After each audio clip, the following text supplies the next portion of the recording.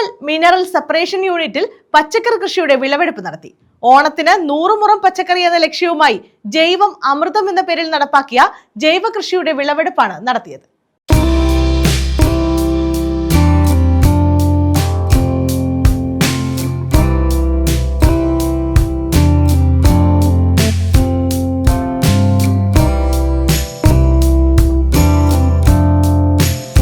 KML mineral separation യൂണിറ്റിലാണ് ജൈവം അമൃതം എന്ന പേരിൽ പച്ചക്കറി കൃഷി നടപ്പാക്കിയത്.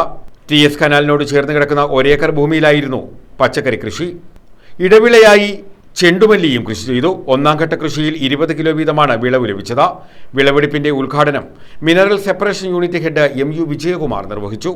പ്രധാനമായിട്ടും നമ്മൾ ഏതാണ്ട് 50ഓളം എൻട്രികൾ നമുക്ക് കിട്ടി. അതിൽ 45ഓളം വാലിഡ് ആയിട്ടുള്ള എൻട്രീസ് നമ്മൾ MD ലെവലിൽ തന്നെ നമ്മൾ ഗ്രീൻ സെല്ല് എടുക്കുമെന്ന് പക്ഷേ MD ലെവലിൽ തന്നെ അയച്ചു കൊടുക്കും. MD നിർദ്ദേശിച്ച ഒരു സെലക്ഷൻ പേര് ജൈവം അമൃതം നമ്മുടെ അപ്പോൾ ആ പേരാണ് പവിതയാണ് അതിൻ്റെ പേരിൻ്റെ ആൾ.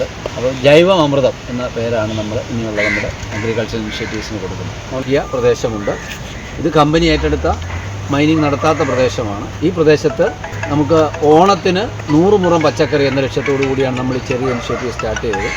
6 വിളകളാണ് ഇവിടെ ചെയ്തത്. ഈ 6 വിളകളും ഏകദേശം നമുക്ക് ഫലപ്രാപ്തി കിട്ടി. അതിൻ്റെ കൂടെ നമ്മൾ ഇടവിള എന്ന് വെച്ചാൽ അത് പ്രത്യേകിച്ച് ഈ പ്രാണികളെ അട്രാക്ട് ചെയ്യാൻ വേണ്ടിയിട്ടാണ് നമ്മൾ ജമന്തി പൂവിനെ നമ്മൾ വെച്ചത്. അതും നമുക്ക് നല്ല ഈൽഡ് കിട്ടി. ഇതൊരു തുടർ പ്രക്രിയയാണ്. നമ്മൾ MS യൂണിറ്റ് ഉള്ള കാലത്തോളം ഈ പ്രക്രിയ നമ്മൾ മുന്നോട്ട് പോകും.